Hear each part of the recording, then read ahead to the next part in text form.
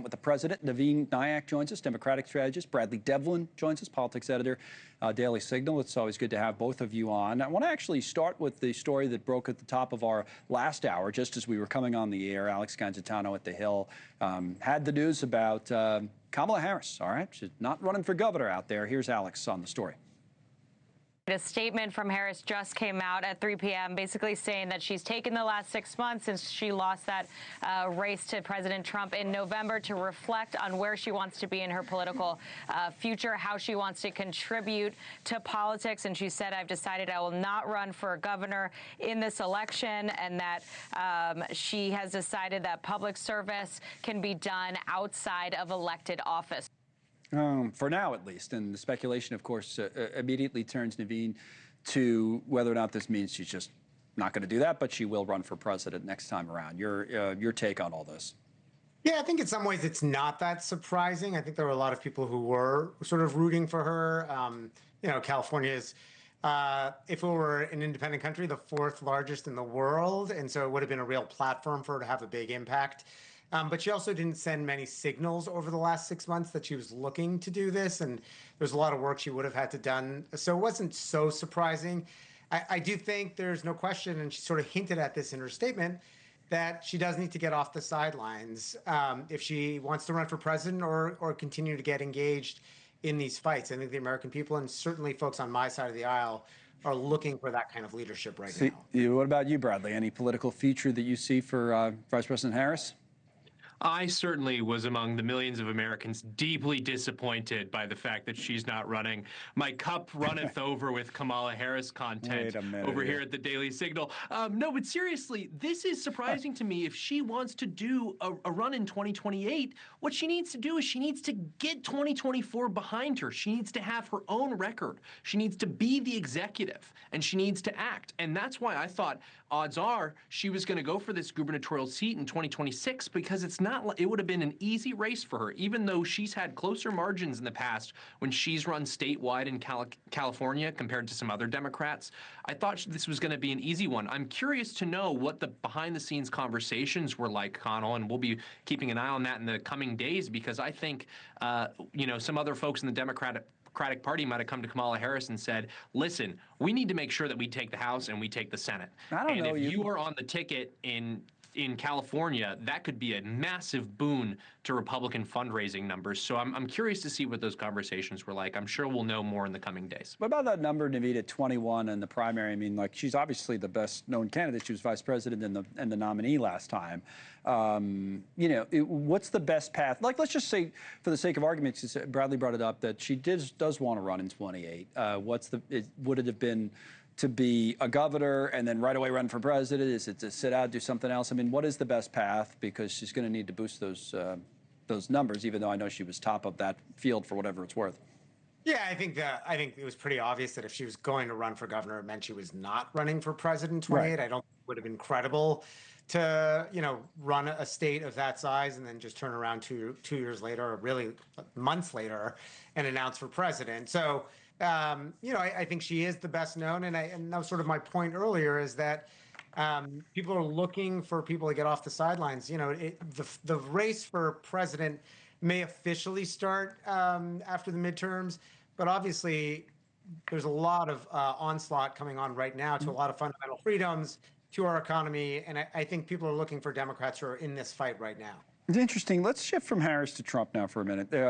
I'll go tablet first, guys, on the numbers on this. The number of the day, I think, that for the Trump administration they want to talk about, understandably so, is the second quarter growth numbers. Up 3%, certainly better than the first quarter when it was a contraction, and better than expected.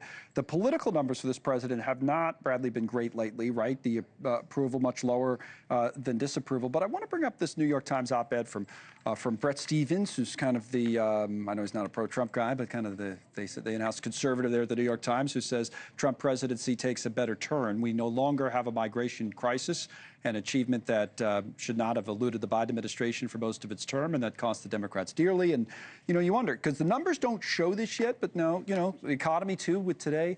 Where's the Trump presidency right now as we wait for the president live in the East Room, Bradley? Yeah, I think the president has reason to be confident.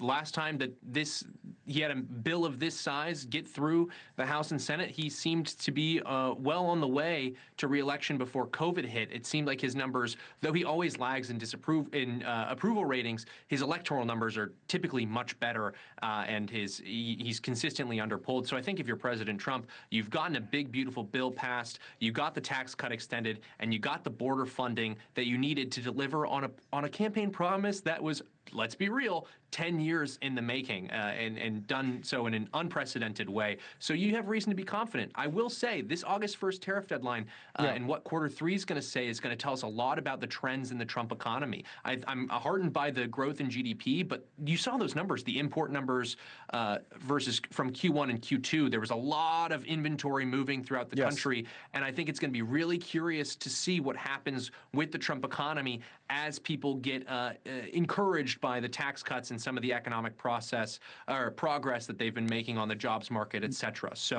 it's going to be a busy 10 months on the economic side of things to see where Republicans can put themselves for the 2026. No, I agree with you. I think that's fair to say because it's you could definitely, and I've heard the president do it already today, make an argument that's a great number and the experts were all wrong, and you can just as easily make the argument, well, wait a minute here, the rest of the year could be dicey. But a lot of that depends on his own policy and what happens with tariffs. But Naveen, real quick, the confidence is up. The confidence is up, but at the same time, more economists now are predicting a soft landing to whatever that landing spot would be. Well, They're predicting there was it's like going to be big-time recession predictions earlier in the year that probably don't look like they're going to happen now, at least for now. Right. So you're right. But that's a big win for the Trump administration to feel like the economic consensus is we're not heading in that direction, even with the tariff strategy moving forward, which I think was misjudged by a lot of folks on both right and left. What do you think, Naveen? Where's the Trump presidency at, and how should the Democrats look at it?